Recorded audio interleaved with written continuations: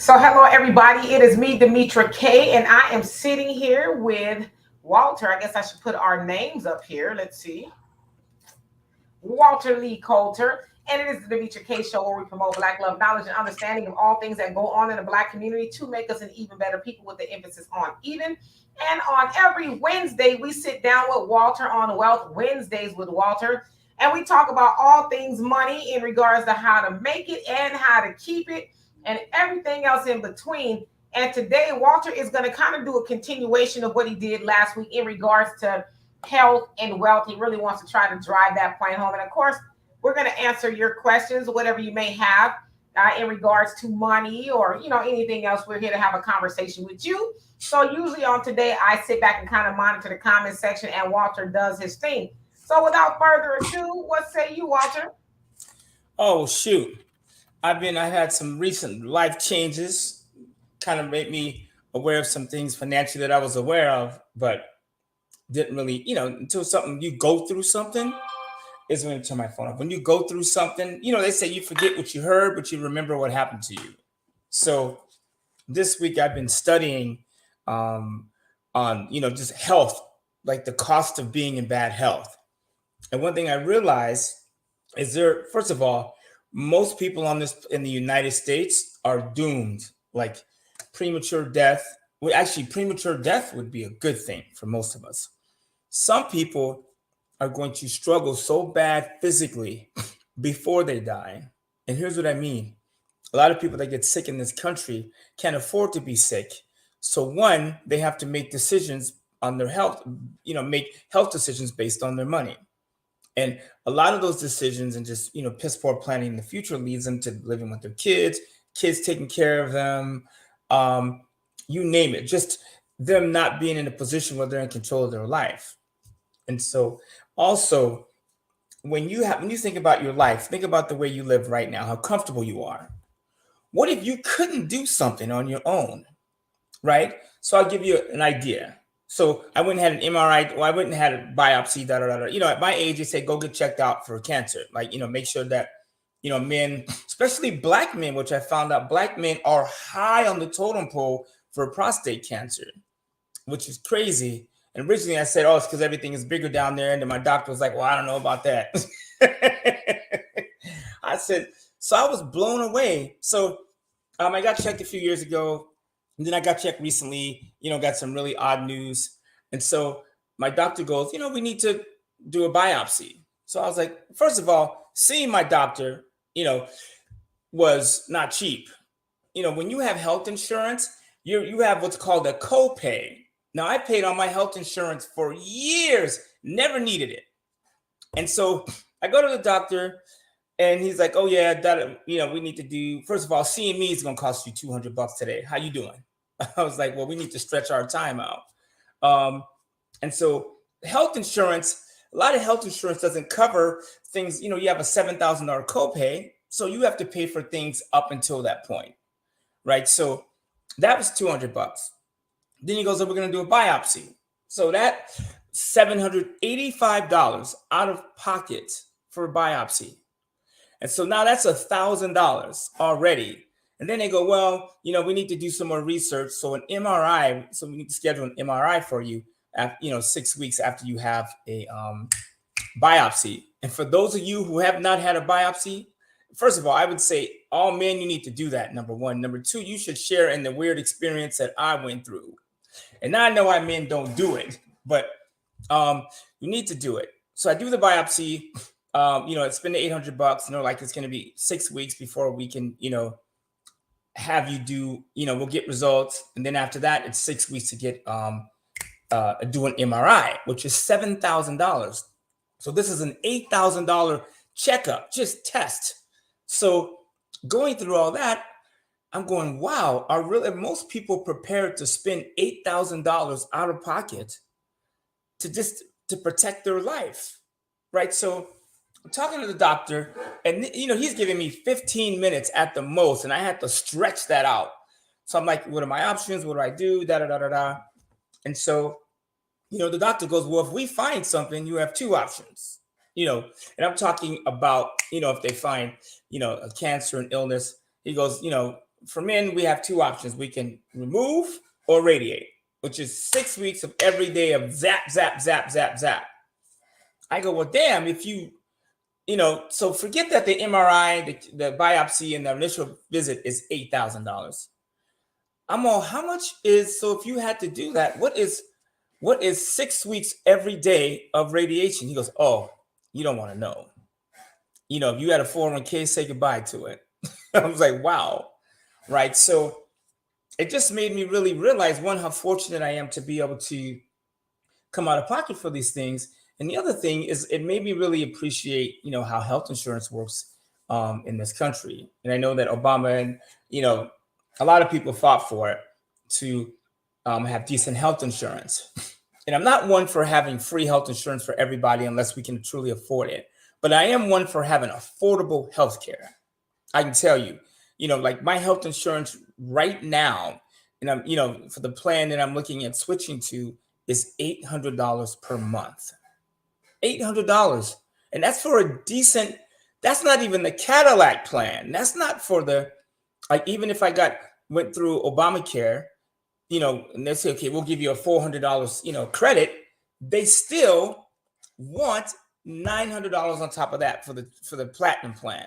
So it's $1,300 a month just for health insurance. That's if nothing goes wrong. That's just $1,300 out the gate. So I am a fan of the affordable health insurance. Now, with that being said, I want you to imagine just for 1 second that you got some news that you had an illness that you needed to fight, and they needed 8 to 10 grand. What would you do? That was a question. Hit the like button. Do that too. Put some money in the Cash App. So you're saying if someone found out that they and hello verbally, everybody, how y'all doing? So if somebody found out that they had something, an illness or whatever it is, and they didn't have health insurance or any means to pay for it, and they didn't have the money, like you said, it can run you, in your case, upwards of almost $10,000. What would you do? Well, I know in a lot of cases, people do like GoFundMe's and, maybe they ask somebody to help. They have fundraisers and things like that. But as you said, that's really just the tip of the iceberg, finding out that you have been diagnosed with something. And most of us who know somebody who has had a serious illness, like our mother, RIP, she passed of cancer. And it wasn't just, oh, well, Mrs. Smith, you're diagnosed with cancer. Okay, that's it. It was a series of back and forth to the doctor. It's chemo treatment, it's hospital stays, and it's just a lot going on. And so imagine if she didn't have health insurance, it would cost somebody something. And those treatments aren't cheap. But unfortunately, to your point, Walter, a lot of people are faced with getting news like that every day, every minute of the day. And then the next thing after they get over the shock is, how am I going to pay for this? Now, in some cases, even though Obamacare originally had provisions for people with pre-existing conditions, they still could get some form of insurance. But from what I understand now, that's not necessarily the case. So a lot of people who have pre-existing, it's kind of too late in some cases to go back and try to get health insurance, if I'm not mistaken. So yeah, it could be pretty a pretty devastating thing. Yeah, and if you don't have health insurance, even if you have the money, they do not. You have to wait for open enrollment, which in California is November. So if you get something going on in, let's say February, you have to wait till November to even be able to get health insurance. Number one. Now, as far as, I think everyone should have the insurance that Congress does. Normally I'm more conservative when it comes to money, but I do think that we should have, there's two things I think we should have that the government has. One, we should have their health insurance. Two, and three, this is off subject, we'll talk about this at another time, is I think we should have so when I run for office, this is what I'm actually would run on, is I think we should have their legal defense too. Here's what I mean by that. I digress. If you get pulled over or if you get charged with something, the DA, and they come in with all full power, they have unlimited buckets, but you don't. I think we should fix that. I think the defendant should have with the prosecution, they should all get the same budget. I'm just saying. Anyways, swinging back to the health, and sometimes I think I would be I'd be like Bulworth, the politician. If you haven't seen Bulworth, go see it. So, anyways, back to the money stuff and the health insurance. So here's the deal. You go in, you got a little money saved and your business is going good. And it's like, boom, we need 8 to 10 grand just to find out what's up with you. Do you understand what I'm saying? Most people don't have that. Like, what do you really do? And so even when I got, the news and they were telling me about it, I was like, shit. So like, okay, so that check, I got it right. Because my health insurance, they don't cover crap until I get to a certain deductible. And here's I'm not really sure if you were clear on what news you received. Oh, well, I mean, without going into my personal business too much, I mean, you can use your imagination. When you go to the doctor and you get tested for something and you find out, oh, it's, you got other news. Anyways, long story short, I'm still doing some research. So, that, I'm trying to figure out, what to do. I had a cancer screening and basically they were like, hey, we found cancer in your prostate. And I was like, oh, shit. And so I'm like, let me go back to sleep, wake up, because I know this fool ain't talking to me. So it doesn't really matter how healthy you are. Some things lie dormant. So really what it makes you think of is, one, what could I do differently? Not have done, but do, which is what I'm going to really get into today. Some of the things you could do differently. And so the other thing I realized is that they do not, like your health insurance companies, do not cover alternative methods. So here's the effed up thing about health insurance. So I go to the doctor and the medical profession, their job, it's like a Cadillac salesman. And when you walk into a Cadillac lot, they're going to sell you a Cadillac. So I had to kind of understand that. But I'm like, what are my options? He's like, we can remove or radiate. I'm like, so let me get this straight, my man. In a 10 to 15 minute period, you're going to tell me that I got two options to remove? And he's like, well, your sexual functions and all some of those things, bladder control. I said, man, I'd rather be dead before I pee on myself. I'm just going to give you that up front. So that's my decision. I said, what's the other one? He goes, well, we could just radiate 6 months straight. I go, damn. Every day? Those are the two options? I go, what's the side effects besides being radiated to death? He goes, well, you might have a colostomy bag in 20, 30 years. I go, oh, hell, I ain't doing none of those. So I'm going to tell my kids I love them. I mean, damn, dignity has to stand for something. So anyways, so I'm doing the research. And there's actually, believe it or not, thanks for that. I am the Duke of Culture. So there is actually a lot of treatments or preventative care for most illnesses. The crazy part is the health insurance companies won't cover them. So for instance, I found there's 3 places. There's a place in Mexico, which is where Dr. Sebi, if you do his research, that's where he got his care. Dr. Sebi said, if you hear Dr. Sebi talk, he's nuts. He's like, man, I went down and the Mexican helped me out. He keep talking about the Mexican, but he basically learned a lot of his stuff from Mexico. And so even when I did the research, they were like, you can go to Mexico. And there's like this Honduras has the Usha village where you can go. And they basically just do the stuff we should be doing, detoxing, fasting, not eating, a bunch of red meats. I'm saying not a bunch because it's hard to let them go, but, eating red meats, basically things that have blood in them. And so they were also, and then Arizona. So Arizona, the guy with a straight face says, yeah, it's $10,000 a week for 6 weeks. How would you like to pay? With a straight face. And so I said to myself, this cat's used to talking to people with money and with a straight face. And so he goes, how would you like to pay? And they do, nutrition, fasting, IVs. He goes, we have a whole regimen. He wouldn't tell me what it was. Obviously, for $60,000, they want to keep it to themselves. And so I'm like, damn. So he goes, it's $60,000, but our success rate is through the roof.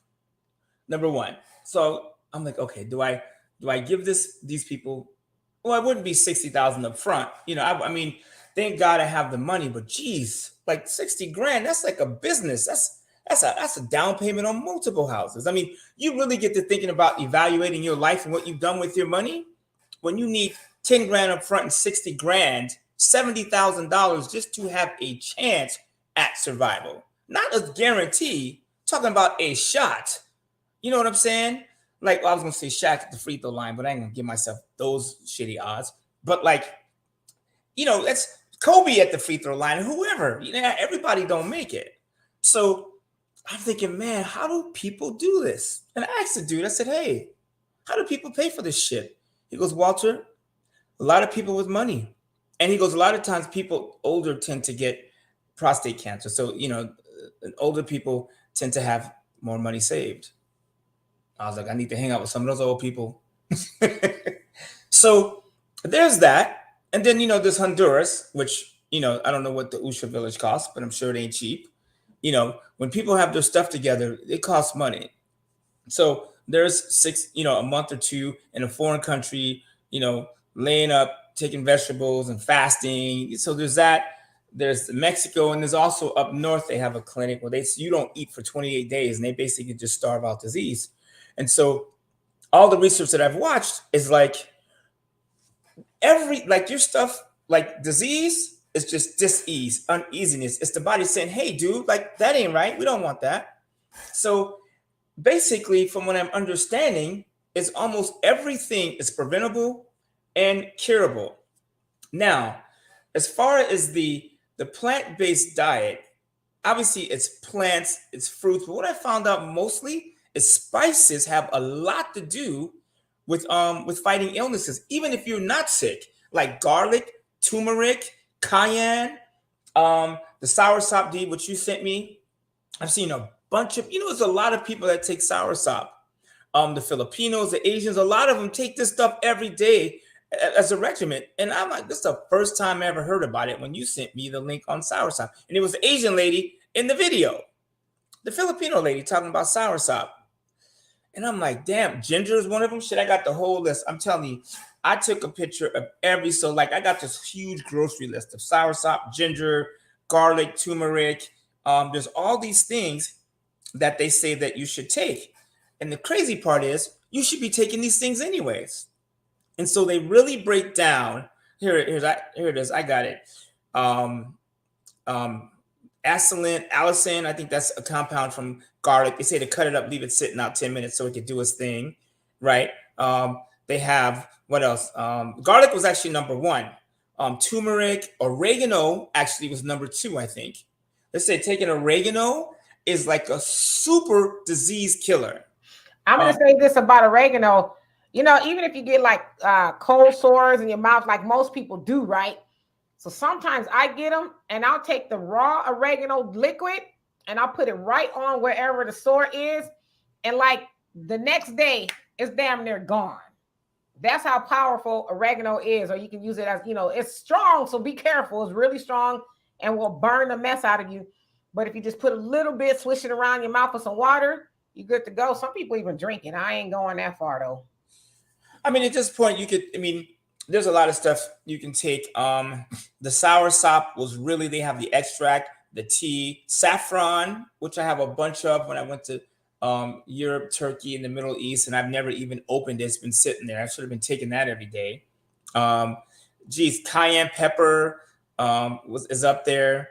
Ginger and turmeric. They're like these spices. Like not only do they help you live longer, they go after disease and they flush out the immune system.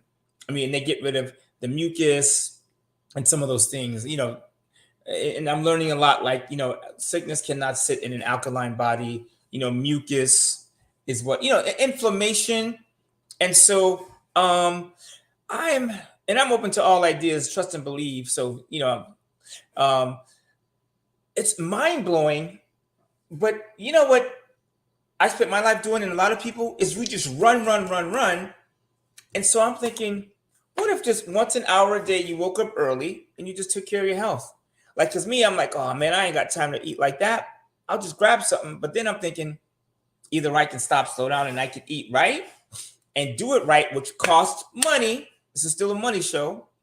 Or I could just run and I can pay for it later with my health and then money that, if I had to spend hundreds of thousands of dollars fighting illnesses and you name it, money that I don't want to spend. So the point I'm making is it makes sense to upfront make sure you have people in your life and coaches and information to help you live a strong life. I mean, there are a lot of people that are dead that don't have to be. So CMOS, they have several names for it. I know Dr. Sebi's big on CMOS, sour, whatever the sour thing, the sour sop that you talked about. And Dr. Sebi, his treatments are not cheap. I follow a lady from Iran or somewhere in the Middle East. You see her, she got the little thing on her head. And she talks about Dr. Sebi stuff being so expensive that she made her own stuff. And she's like, I cured my cancer following Dr. Sebi stuff. And really, the crazy thing is if you just put the right things into your body, it will fight.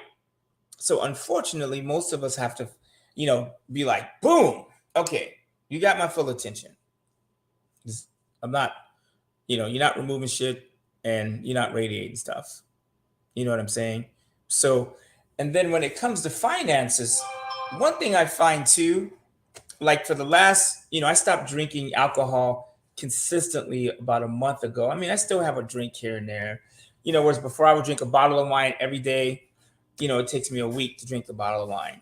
I rarely, the taste for alcohol, I'll pick it up and I'll smell it, but for the most part, it's not what it used to be.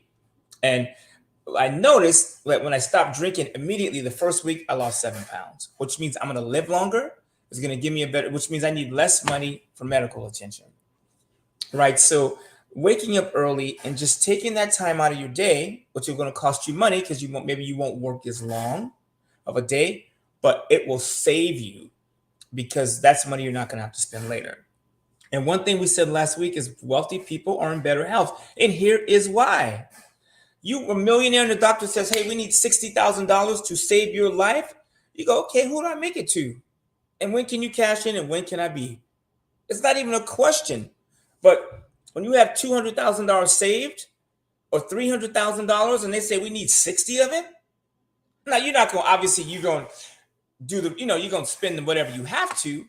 But even when it comes to death, so many people make a financial decision based on them living. Does that make sense? So I just had a really good friend die of cancer. One of my homegirls just passed away from cancer. And one day she just running around and months later, I haven't seen her. She's like, Walter, I have cancer. And for her, it was a financial decision.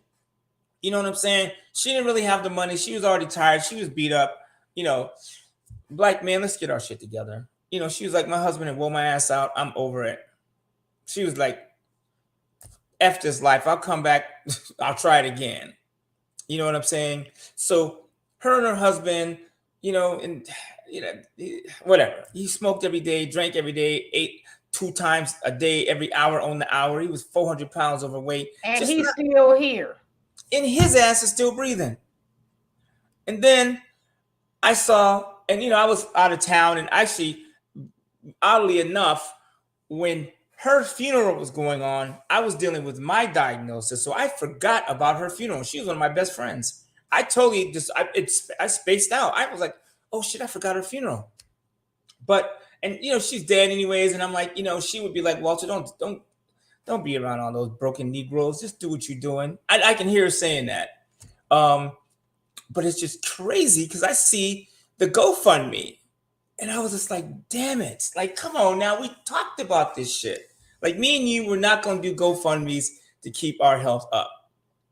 And but the unfortunate part about that is, and I used to sell life insurance as well. I don't sell it. I don't have the ability to sell it. But, people think that I got time. I'm going to live forever. Oh, what's the rush? I'll get my affairs in order sooner or later. But unfortunately, sometimes later comes sooner. And so, we should, Steve Jobs, I think we maybe talked about this last week because I talk about this a lot. Steve Jobs, you guys know he was the founder of Apple. He's no longer here. He died of, I think it was pancreatic cancer or something like that. He was actually a fruitarian. But, he talked about, he thought he had time. So he said when he got his first diagnosis, that he woke up and looked in the mirror every day and said, if today was my last day, what would I spend it doing? And he said, that's the question we really should be asking ourselves every day. If today was my last day, what would I spend it doing? And then go do that. But in the meantime, prepare. And preparing doesn't mean that, oh, if I get life insurance, I'm going to die. No, it means that in case you die, you can protect against it. But when I worked at selling life insurance, I had so many people, oh, it's a bill. I don't want to get it because it's going to cost me. I'd rather be doing something else with that money. And I'll tell y'all the story once before. I went and saw a lady and she was sitting with her boyfriend, wasn't even her husband. And we're trying to sell her life insurance. And her boyfriend was like, she don't need it. We got burial insurance. And we're like, well, burial insurance is just for the ground, right? It's not for everything else. So by the grace of God, something must have spoke to her. And she says, you know what? Let me go ahead and get it. Do y'all know less than 2 months later, that lady died?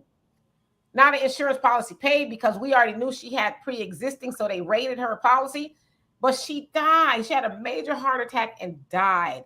And you know, the other crazy part is she probably made him the beneficiary. In fact, she did. He was the beneficiary and he was telling her no. That's crazy. I mean, and I'm not going to get into that part of the conversation because I don't want to get too sidetracked on with that part of the money. But like, really, at the end of the day, you have to be responsible for your own money. Because I have life insurance and I have a bunch of it. And how I found out that I was, about my diagnosis is I was trying to get more life insurance. I have a couple million in life insurance, which is enough. If I die, my kids get my businesses, my money, my life insurance, my kids will be loaded. But, I was like, I want to make sure my kids are straight. Plus, I was dealing with some other shit. I'll leave that nameless. And that's when I found out. So I was like, whoa. But thank God, that I have the resources. And it's just crazy. Like I tell people, get your ass up. Man, I had a real strong conversation with guy that my son's best friend, one of them, he works for me, runs my car business. And I had a real conversation with this cat. I go, because he said my brother, borrowed money from me. And I was like, dude, tell your brother to kick rocks, kiss my ass. I said, what time did you wake up? I woke up, I said, what time did he wake up? I don't know. He was asleep when I left. I said, man, that's not your job. We need to work harder. Right? And money needs to be on our mind all the time. I know people say it's not everything. That's a damn lie. Money is everything because money affects every decision you make. I'm going to come back to this later, but just a precursor. This is fruit, my man, my people. This is fruit right here, right? Do you know why do you need to add 7 grams of sugar for something with 18 grams of sugar for a serving? Do you know what a serving of this shit is? A half cup. When was the last time you sat down and only ate a half cup of peaches? Sound like Chris Rock. Put it in my hand for $1. I mean, like, Jesus Christ. I'm gonna come back to the food, especially people. My cabinet is bare. My neighbors are like, this food is throwing food out in the middle of the night. I'm like, I was gonna give it to my neighbors, but I don't want to do them like that. So, anyways, long story short, is money has to be on your mind. I always tell people, save your money. Just start with a little bit. I'm like, start with a little bit of money. Like I have a plan with Transamerica. I put, $100 a week in it. It's not much, $400 a month. And my thought process was, in 30 years, at $400 a month and 12% in the stock market, I'm going to have hundreds and hundreds of thousands of dollars saved. That's not even on my mind. Every week it comes out of my account $100. I just know that money's coming. And another $1,000 from my life insurance investments. So I'm like, and that's not even including the other money. The point I'm making, you guys, you could set something on autopilot and make it a bill. I know when my life insurance comes out, my account, I know it comes out on the 28th, and I know I better have $988 in that account. And I know once a week I need to have $100 land in my bank. I need to have $100 in my bank account at all times because every week they're pulling money out of my bank account. And it's become a bill. Like my life insurance and my savings plan goes right there with my mortgage payments and my rent or whatever. It's there. And so when you get to that point, and then when you get something that shows up, you can deal with it. You know what I'm saying? The guy was like, hey, that's $800 to just let you know what we're going to let you know, what we're going to let you know. I was like, all right, here, boom, take it. I left there. I was like, damn, that was $800. But like, if you put money away, it doesn't, like, those things go away. And some of you guys, we make some really shitty decisions when it comes to money. I watch a lot of people lose their life over money. Like, you have a stroke. Let's say I have a stroke. Let's not say it's me. Let's say it's somebody that ain't on here. They have a stroke. Do you realize in the first few days is the most crucial time to get treatment and get care? But when someone has a stroke, what do? Shop around for medical insurance. Let me call my doctor and the insurance company. And by the time you've done that, and then they make you wait 30 days, depending on your type of extra coverage, to even get help. So you sit up in a hospital bed, critical acute care. You think those nurses ain't got time for you? You know what I'm saying? Like, so, and then by then the illness is already set in. What if they're like, yo, mama had a stroke. We cashed up. So no, she had a stroke on Tuesday. On Tuesday night, she's getting medical attention. She's getting therapy. She's walking. She's doing, the next morning, she's doing speech therapy. You know, we cutting out our diet. And by the way, you guys, and I get it because I'm guilty of this as of like a month ago, like eating like a lot of red meats and putting butter on my stuff and being suave in the kitchen. And I'm going to be in a wheelchair rolling in the kitchen if I continue that stuff. So like that type of stuff, you take health and money, they tie together. I promise you. So many of us, like grandma had a stroke. And we all got to, instead of saying, hey, we got money saved, all of us, we're going to get a caretaker. Because grandma don't want us in there giving her a bath. You know, grandma don't want her lifting us up on the tub. Okay, I'll pull you up and you wipe. Grandma don't want that. But some of y'all do that. Do that. It's crazy, right? But it's graphic, but isn't it crazy? It's pennies on the dollar.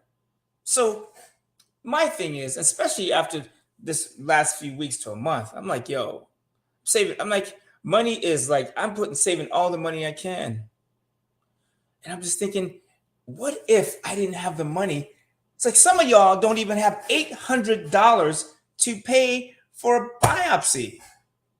Oh, I'm going to deal with it. The Lord ain't. The Lord sent you to the doctor to get checked up. Somebody he blessed with medical skills to let you know what you have. Right? So you need to have money everywhere. Here's the other thing. When we talk about money, let me get to my vegetable garden over here, okay?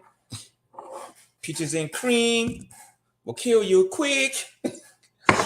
This here, okay, I used to eat this as a kid, fruit cocktail. It's probably one of the reasons I'm struggling now. First of all, you bite an apple, it's sweet, right? If even a tomato and avocado has some sugar in it already by itself. You know what I'm saying? This here, I don't have my glasses on. I should go grab them. This has 15 grams of sugar in it. Now, of the 15 grams, 5 of that is added. Why do you need to add sugar? That is 10% of your daily intake. This here, if you eat this whole can, because none of y'all have ever done that, this is 40% of your daily sugar.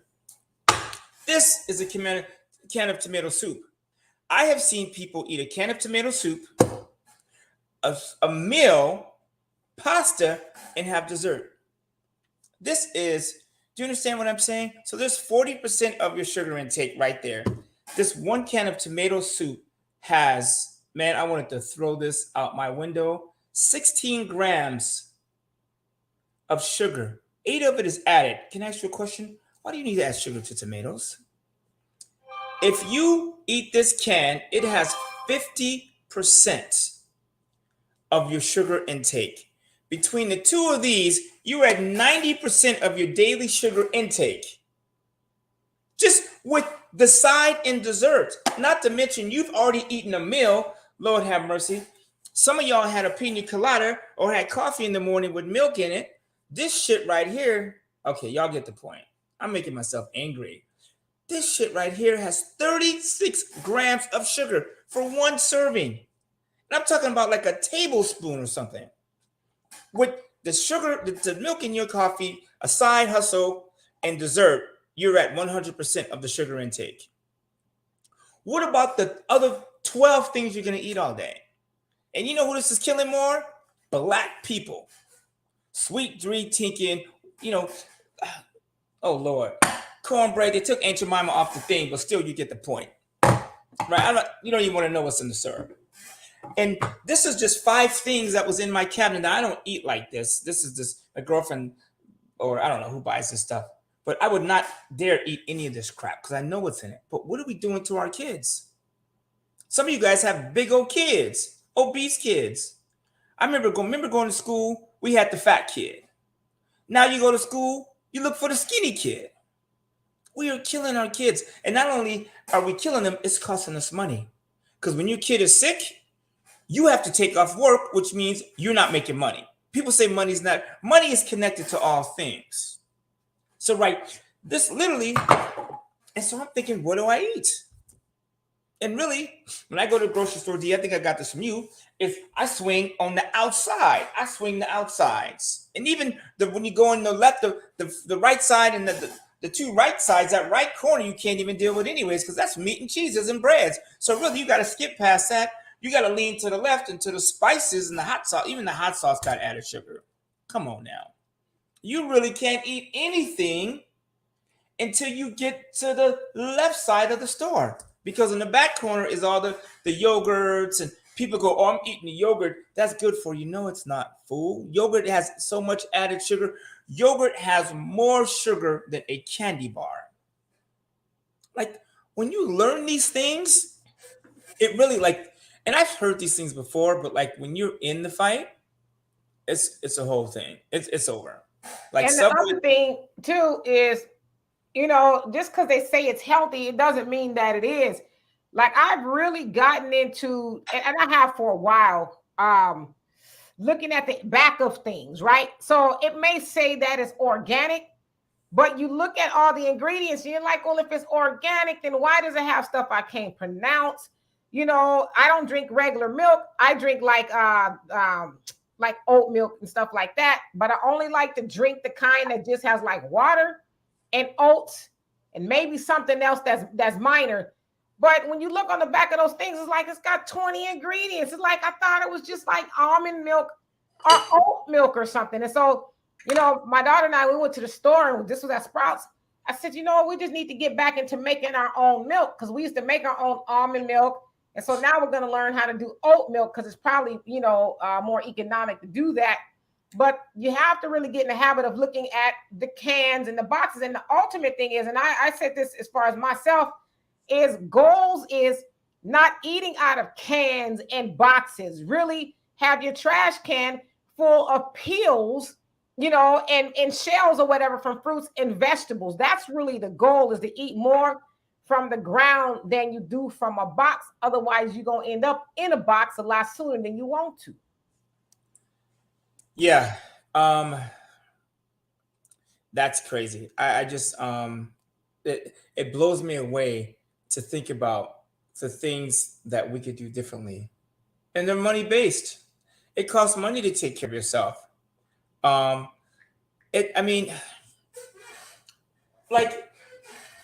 eating the right foods is like investing in a mutual fund. Like, I hear people say, oh, I can't save money. I can't. Oh, that's a damn lie.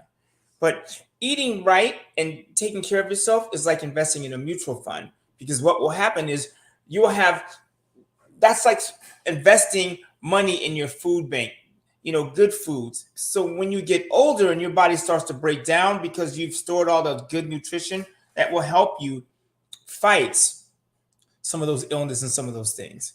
And that's why a lot of times when you see wealthy people, most of them are, I know some wealthy people are sick, but for the most part, wealthy people tend to be in better shape, right? So wouldn't it make sense to just be wealthy. And I know some people say money is not attainable, and that's a lie. That's a good book, How to Eat to Live. I have that book. I've never read it, but something tells me I should. Right? I know Muslims have a very, and it's a thin book too. I could probably read it in 2 days. And So so it's two of them, book 1 and 2. Yeah, very good book.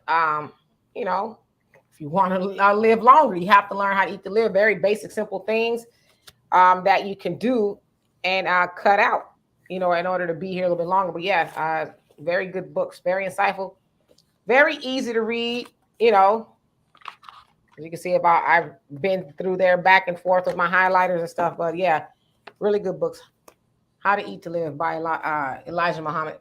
So here's what I would dare you to do, you guys. And you know what? Eating better is actually cheaper if you do it the right way. And here's what I mean by that. Like, I live by a farmer's market. It's a Mediterranean store, and they have all these fresh fruits and stuff. And I see a lot of people, they go in there, they just have a small basket. They don't have a big old, like this store, they don't have giant baskets. They have most people carry around these little baskets, and I see them going in there. Oh, that's funny. Subway's underground. That's a good point. We should I don't want to get sued, but yeah, that's actually a good slogan. Anyways, I forgot what I was saying. Anyways, they carry small baskets. And so anytime I travel abroad or go to Europe or some of the Middle East or some of these places, I notice that they're in the market all the time.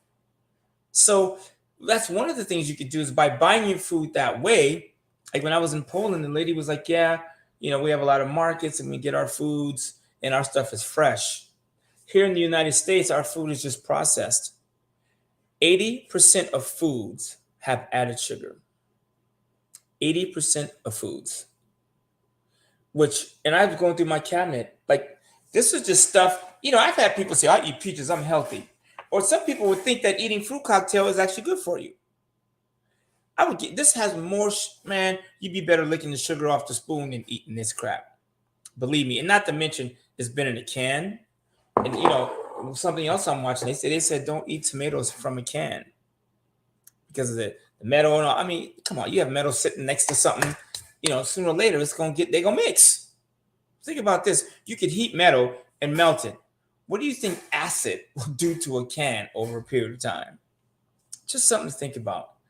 And wealthy people, somebody made a comment about that. And it's not about being wealthy, so to speak. What about just being in a good position financially? One thing you need to do is, first of all, clean out the clutter. Like, if you look behind me, my sister will tell you I'm a clean freak. I whoop some ass when it comes to dropping a sock on the floor. And I thought I was a clean freak, but Walter, if you leave your stuff down longer than he thinks is necessary, he will throw your stuff away. Everybody in the family and people outside of the family have literally had stuff thrown away by Walter. And I ain't talking about just like a piece of paper. It's like, oh, you were using that diamond? Oh, I didn't know it was yours. I threw it away. I'm like, if you left it, you don't want it. I ain't got time like that no more. I just tell people, hey, you know what? And it's crazy because my mom was clean, and I get it now. But being cleaner, because the cleaner, first of all, the cleaner you are, your space, the cleaner your car, the cleaner your wallet, the cleaner your stomach. Because somebody that is clean is less likely to throw junk in their system. Like for me, it was meats. I love steak, and it's wine. For me, that's what it was, and putting butter on stuff. I'm pretty good about the other stuff, but that stuff is aggressive. You know what I'm saying? Like, I used to eat a steak at 10 o'clock at night and be watching a movie and think I'm gonna drink a half a bottle of wine, thinking I'm living the good life. But I'm like, damn, I'm up here killing myself. So, what does this say? Wealthy people tend to exercise more. They do. Whole Foods. Oh yeah, absolutely. I can't wait till I move next to a Whole Foods. You go in there, man, you can sit down and have, but money talks. You ain't gonna find a Whole Foods in the hood. Hood foods. That's what you're gonna find. I will say out here in Texas, because being from California, my daughter and I would literally drive, I don't know, like 35 minutes or so away from our house to go to a Whole Foods. And it's not too far from you, Walter. It's there in Upland. But here in Texas, Yeah, they got them everywhere. I mean, in some of these good neighborhoods, they have a Whole Foods right across the street from a Trader Joe's. Yeah, the Woodland Spring. I'm trying to move to one of those. So it it just, and one thing I found is when I was saying earlier about being clean. See, you don't have to have money to be clean. Do you know what I'm saying? It's easy to be clean because then you get focused. And then from there, if you're clean, because I like cleaning up my place, my bed, everything first, and then I move about my day because I can focus. Clutter is a killer. Clutter is the disease of the broke, period. Or you have a bomb secretary, one of the two. And then when it comes to the money stuff, one thing I said last week to you guys is to start going through your bank statements and your credit card statements and outlining every single thing you spend. I did it today, as God is my witness. I went through my Best Buy card and I found another charge in my bank statement. So one of my home hosting companies was charging me 5% of my bookings. I'm like, I never signed up. Well, I said, I will punch you in the nose. You better remove it. But by going through my statements, right now, you just notice things. So you don't have, these aren't things that will make you rich right away or wealthy or secure, but there's things, some of you guys are just blowing money. Like, and I want you to really think about this for a second. Like, we all like nice things, but wouldn't it make sense? Like, I don't care if you make $1,000 a week and you spend 600, but if you put 400 away or 200 away and then spend the rest, I promise you, you'll make better decisions and you make healthier decisions. I can tell you, like, me and my girlfriend went to Sonic, and it's whatever. You know, I'm working on her. Um, and I was like, I'm starving because I'm on this new diet and I'm hungry as a hostage. But I had not eaten, and I forgot my, whatever I'm supposed to be doing. And so I ordered a hamburger, took the bread, scraped all the stuff off, and I just ate this piece of meat, which, because I'm like, the bread is definitely a killer, but I need to eat something. But then as I'm eating this piece of meat, I go, damn, has it come to that? All these people sitting up in this restaurant eating the bread, the meat, and I'm eating the meat, which is not the best part. For me, it was just calories and weight loss. That's what my mind was, which probably needs to shift a little bit. And I'm just thinking, I'm looking at all the restaurants, the Taco Bells and all. I'm like, man, these people are dying. They are killing themselves. And it is, and black people, I'm going to talk to you for a second. You, my folks, we got to do better. I'm sorry. Ain't nothing cool with being big as hell. And you can cancel me now, delete me, block me, do what you need to do. I know, because I struggle with weight loss.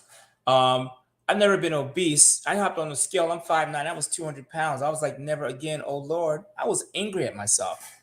I go, one, your kids, your family deserves better. For you to be walking around carrying 200 pounds on a 5'9" frame. That ain't cool, right? Like, I just water filled up was 2 pounds.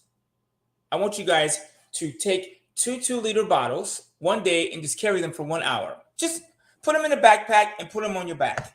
Some 2-liter bottles. That's probably what, 5-6 pounds? You wouldn't do that. But why would you carry around 20 2 liters on your body? And the craziest about weight is because it's moved all around, you don't really understand. Like, I was 201 to be exact, and I hopped on the scale the other day. I was 184. I go, where in the hell was I carrying 17 pounds? My health, I guarantee you, when that cancer popped up and I was 201 and I'm eating steaks and butter and this whatever, eating shrimp, I guarantee it was like, oh, we got this dude. He's a big old body and he liked those foods. So we got to do better. And I hear black women, and black women, we're some of the most powerful women on the planet. Shake the weight. Like, seriously. I hear sisters all the time, oh, please, somebody love this big body. No, they don't. They deal with it. I promise you, same for men. I had a guy say, oh, my wife loves my bib, my Lord have mercy. My wife, my wife likes my big belly. No, she don't. She like my belly more. I promise you. She see your belly, And she, oh yeah, he got a Buddha belly. Turn him around, boom shakalaka. But when somebody walk around with a flat stomach, and I'm working on it, I guarantee you that's what she wants. She just don't want to fight with you. Like even being 17 pounds lighter has changed my whole attitude. Life, I have more energy. You know what I'm saying? And I want to drink beer every night. I love breweries. Nothing like a medium rare hamburger with ketchup and cheese and bread that's got 1,000,000 pounds of sugar in it and a tall beer.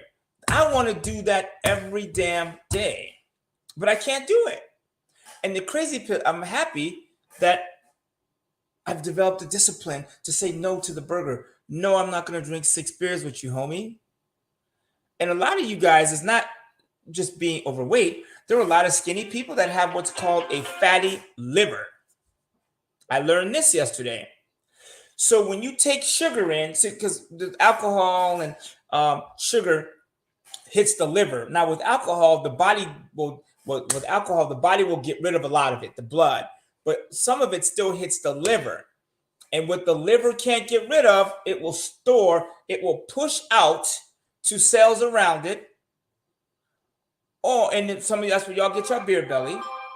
Or if it can't push it out no more, it stores it.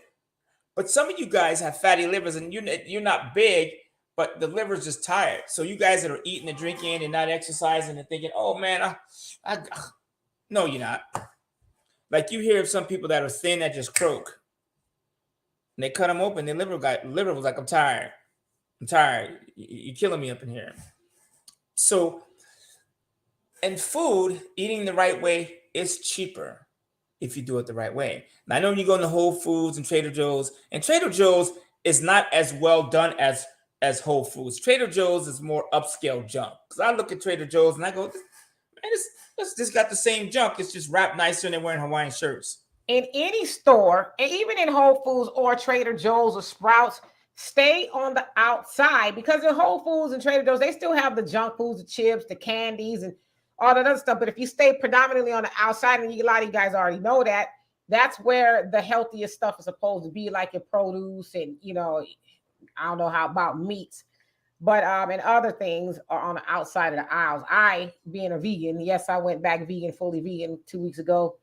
I usually just stay in the fruits and vegetables side. I rarely even go inside the aisles because, like I said, the goal is to not eat out of boxes and cans. It's usually to have peels, and shells and things. So, yeah, so eat right. And guess, I know I'm like, my name is Walter Culture, AGTI, also going through it. I struggle with food. My God, I love, and for me during the pandemic is really where I think my illness really crept up on me. And I shouldn't call it an illness because it don't got me, but whatever, a speed bump in the health. Where I think during the pandemic, a lot of us slowed down because I was out every day at work. I was hitting the gym every day. I was always out in my office. When I'm at work at my office, when I'm out, I'm not eating. I rarely eat. But working from home, I'm eating filet mignon at lunch and having a glass of wine. I wasn't doing that at work. So I think the pandemic, and that's what you guys talk about government conspiracies. That's the type of shit you need to think about. And I'm not going to sit here and say COVID was a conspiracy, the pandemic, but damn, if you wanted to kill black people, just make them sit and not do nothing and eat their diet. Mexicans, Filipinos too, you get the point. Eating crazy. I know white people, they eat crazy too. But like, there are a lot of people, man, that their health just deteriorated during the pandemic. Me being one of them. Because did my sister tell you, I'm in good health. I hit the gym all the time. I'm always moving. I mean, like, but during the pandemic, I slowed down. I gained 20 pounds. Hell, I think I gained probably 30 to 40 pounds. And it was just like a perfect storm, if you will. Because when I lived in California, I would go up this mountain called Mount Rubidoux sometimes twice a day with my homegirl. But then the pandemic hit, and then I moved from, California to Texas, really just trying to find out where things, I could go walking. Texas, y'all don't like sidewalks, so it's kind of hard to go outside and walk. So yeah, I too put on, a lot of weight, but I'm coming back down, going to the gym and working out twice a day, even now. But yeah, like you said, it was just a perfect storm for a lot of people. I mean, how many people sat up and watched Netflix all day long? and ate and ate and ate. So yeah. Netflix and chill, eat. It was crazy. So when it comes down, so in health, and when I really like just doing the research, like Dr. CB, I've had Dr. CB on my computer here. I had YouTube on that, on listening to doctors, and I got it on both phones. I literally have 4 phones feeding me information about health and diet. And one thing that I've come up with is it's the food, it's spices, vegetables, certain things that are out there that we could have been doing that we just, for whatever reason, we weren't. And here's the other thing I want to say, talk to you vegans for 1 second. A lot of you guys, like my assistant that lives here, is vegan. And so I just I looked at her package and, it's fried shit. Yeah, they're plant hot dogs, but they're covered in carbohydrates. They're fried. There's so much, man. I had Impossible Burgers in my freezer for a year. When I started my stopped drinking as much and working on my health, I went to go vegan, or for a day, and I opened an Impossible Burger with me and my coach, and she was like, "Oh no, throw those away." I was like, "Huh? What do you mean?" She goes, "Flip those over and look at the back of them. There's more junk in an Impossible Burger than half the stuff in my closet, in my cabinet." I threw there's so much junk in the Impossible Burger. So some vegans, you'll see them, because people go, because you're going vegan, that don't mean you can eat fries. French fry, like oils, is from the animal food, right? Oreos are vegan. You know what I'm saying? People, I'm a vegan. I'm like, okay. And some of y'all vegans look horrible. I can sell a vegan, somebody look like Scooby-Doo, just ratchet, raggedy, all slinky and like about to kill over with the wind blowing. I'm like, oh, he's a vegan. You know what I'm saying? Y'all not David Groggins.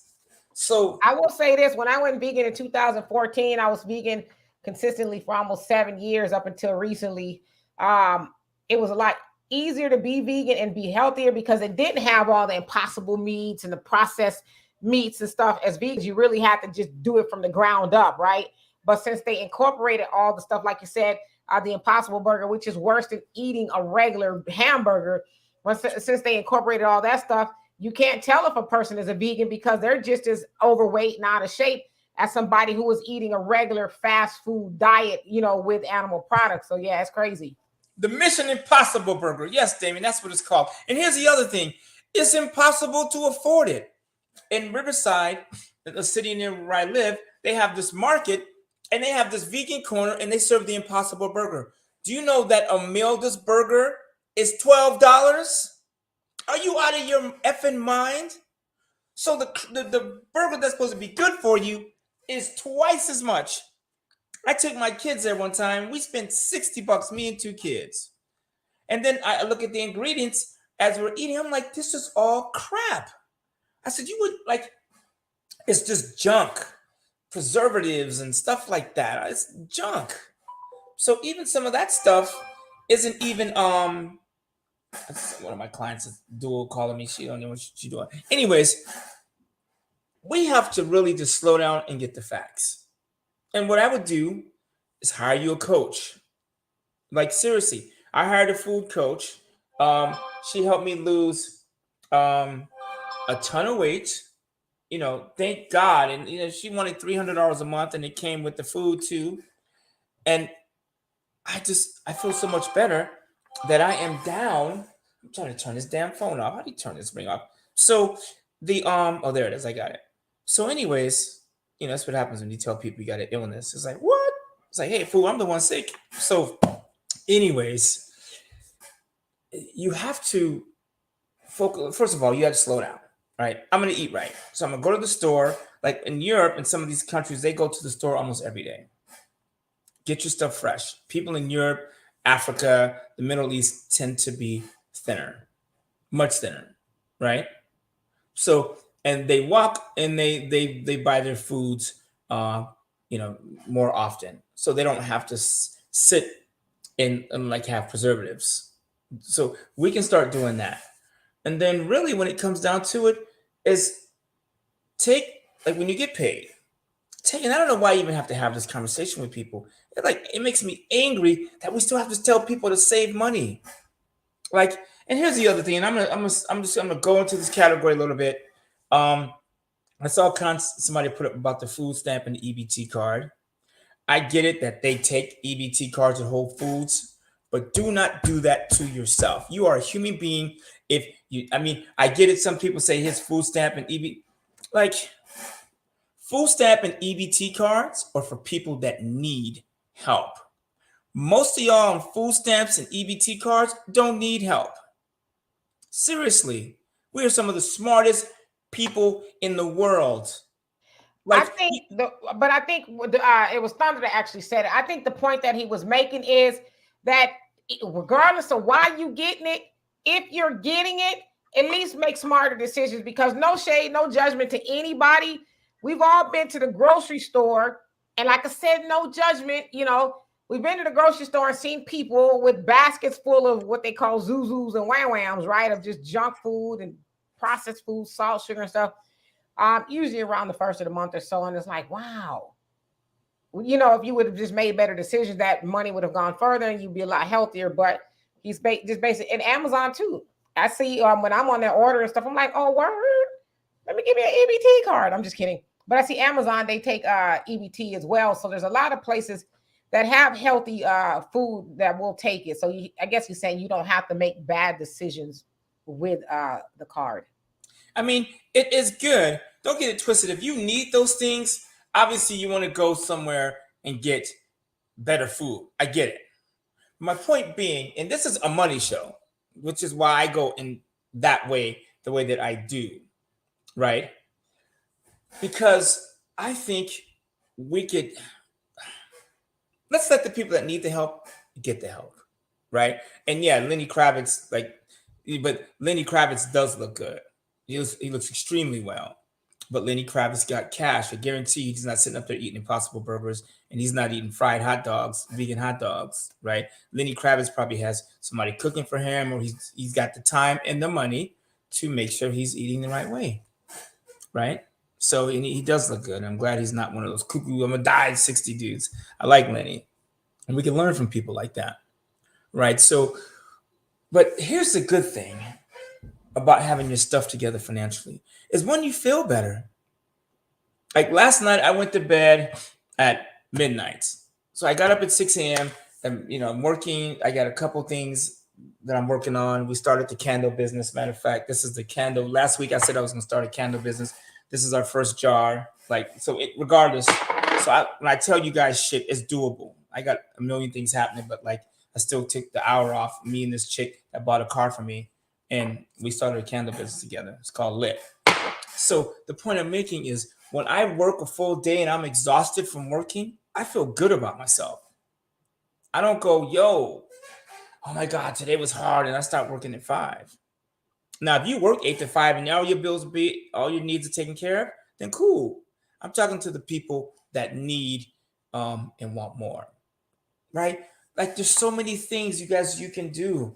We always talk about this, and some of you, I think it's scary because even like me and my sister, we talk about this shit. Some people scary.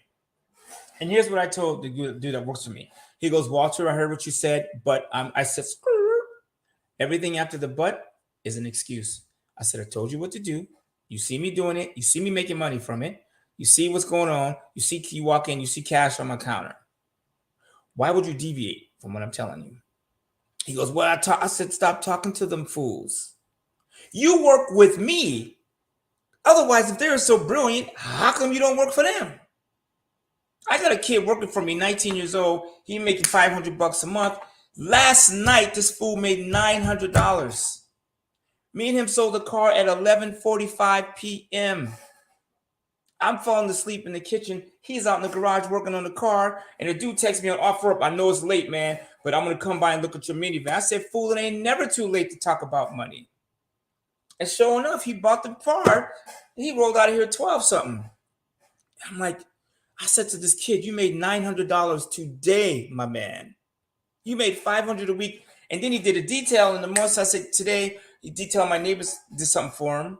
He made $940 yesterday as an 18-year-old kid or 19 or whatever he is. Right now, he's out doing 2 details. He's at lunch on his lunch break. He's doing 2 details, and he's coming back here till midnight. The point I'm making, if a 19-year-old kid can do that, what is your excuse? Do you understand what I'm saying? So that's the stuff we should be doing. And I know it's easier said than done. Work harder, but it's really not. It's not. You could do it. And let me step on some more toes while I'm at it. It's toe stepping time.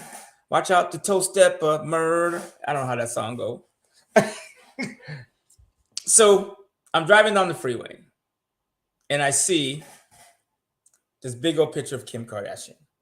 I know, say what you want about Kim. I'm not talking about her. I'm not, either way. Just making a point. I saw 3 pictures of her. 2, I don't know, her and she does some Skims, but the sister girl from Great Britain, right? So she said something a few months ago and everybody got pissed off. Do you know what I'm talking about? She said, Kim Kardashian. Oh, she said about get up and stop being lazy or something like that? Yes. Get up and go to work. And do you know what half the people started bitching about? Her entitlement, this, that, oh, da, da, da. I'm like, she's still right, though. Like, come on, you guys. Like, we need to stop judging people. First of all, if you are entitled, is that not the point? I know, D, your daughter is entitled. I've been around Deanna. She's not stressed out. She live in your house. She got, you know what I'm saying, her car nicer than yours. She got, you know what I'm saying? She's been to California 2 or 3 times in the last couple months. She's been in Dominica. She's been on her way back. So I'm saying her daughter is entitled because my sister is on the move and her daughter can stand on her shoulders and move. You know what I'm saying? Don't you want that for your kids? Don't you want them to be entitled? I want my kids to be entitled. Here's what you need to do with the money. I'm going to lay a foundation. So the point I'm making, you guys, is we need to just get to work. There's no way. I always tell people, you hit those corners, you see the Mexicans selling the oranges, you see the Mexicans selling the flowers, you see my God, the Tampico, whatever they put on the fruit, that I don't know what, you know, maybe it's not Tampico. Tampico was punch, but I know what you're talking about. It's like the chili, the tamarind, yeah, the chili, yeah. I got some of that here. I ain't gonna eat it. It's probably full. Throw it away. Yeah, but the point I'm making is you swing those corners. And I know for a fact, if it's Saturday, I can roll through the Mexican neighborhood and get my girlfriend flowers, get some fruit, do what I need to get my car washed, get my windshield hit, all that stuff. You know what I'd like to be able to do? Go through the black neighborhoods and do that. Do the same damn thing. Remember those days? All the black businesses? And I know this is a black show, so I'm going on, you know, I'm going there a little bit. But anybody can learn from this. So just pick something.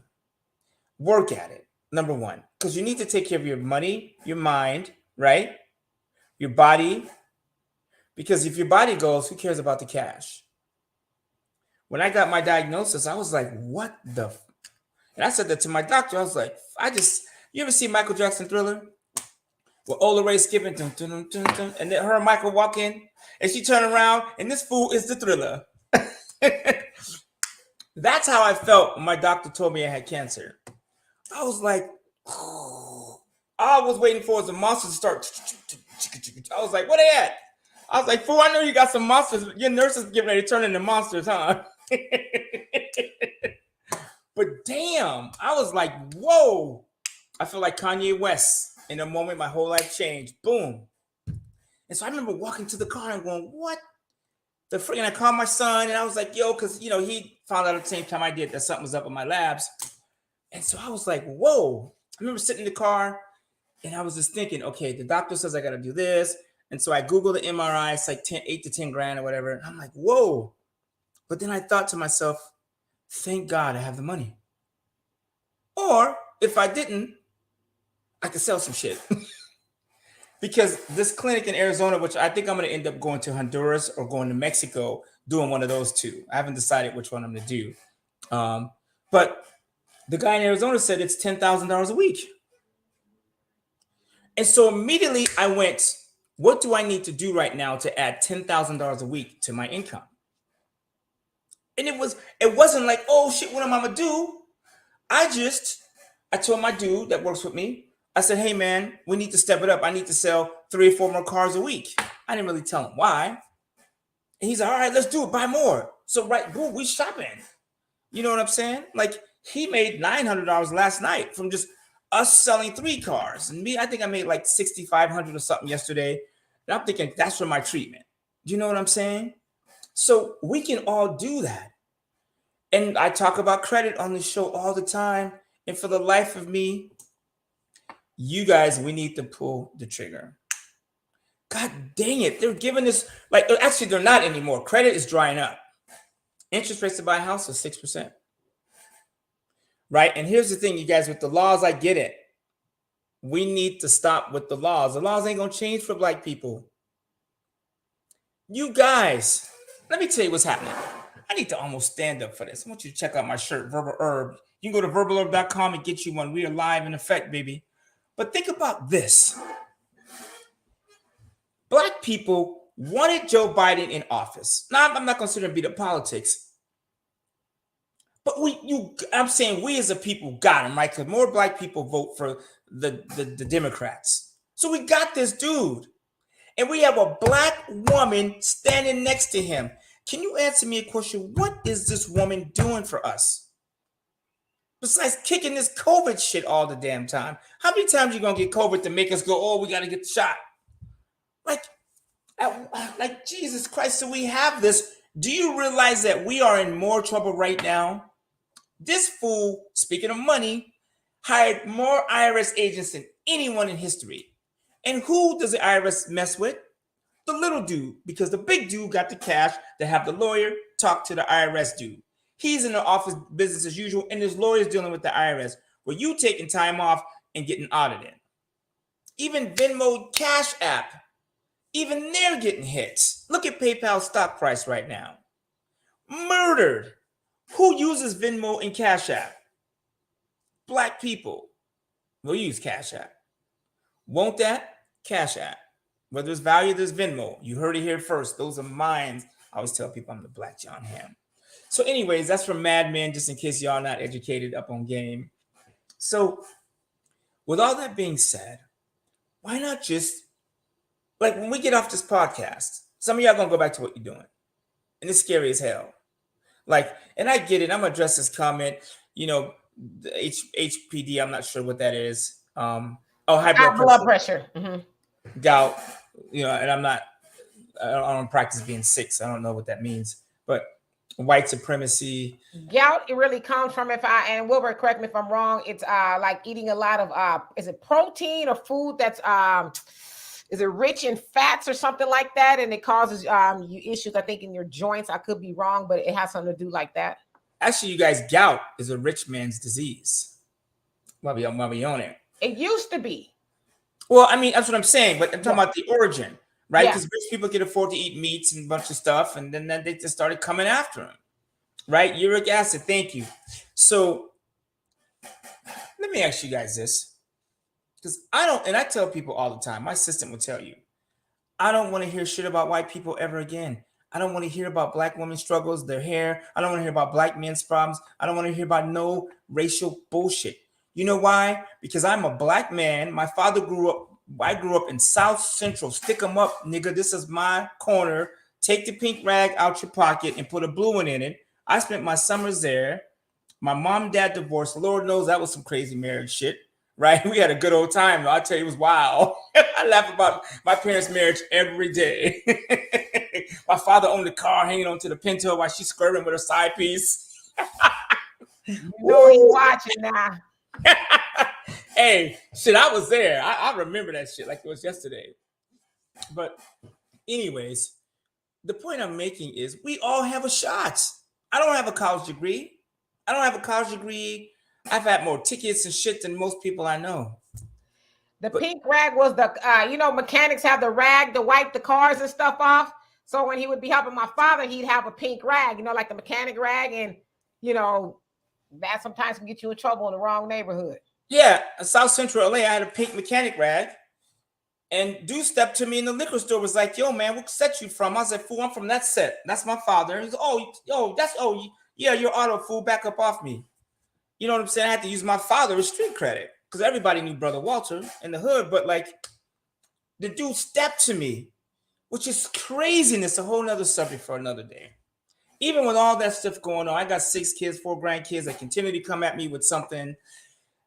It just, when you have kids and they get married, that alone is make you suicidal. That alone will make you suicidal. Having daughter-in-laws will make you want to cut your throat 2 times on television. Like, or it's insane because now you're dealing with more women. It's crazy, and they're younger, so you can't really be straight with them. Like, girl, you know you're wrong. Anyways, all that, and I still find the time to put in 16, 12, 10, 8, whatever I need to do. You guys could do the same. But you have to use what's available to you. White people are not in the mix anymore. I promise you. If you guys are talking about white supremacy is still there, and it will always be there. But you know who's making white people supreme? We are, because we keep talking about it, dealing with it. When I see a white man, I'm out, I speak to him like I would a brother. And do you know when you speak to white people, no, they are so fucking shocked that we talk to them because they're afraid of us. They think, oh, they mad at us. I'm just like, man, this race thing, and yet most black people, white people, most Mexican people don't hate black people, but there's enough of them to make you think that they do. We need to stop blaming them for our shits. How is it that I can get ahead? And I live in California. White supremacy is rampant in California. But some of y'all, you're not using what your gifts are. Number one. Number two, white supremacy has nothing to do with our health. Not anymore. It used to be when we ate collard greens and ham hocks and we ate slave food. Show enough. Well, but I think we need to interject, and I get what you're saying. There is still institutional and systemic racism, right?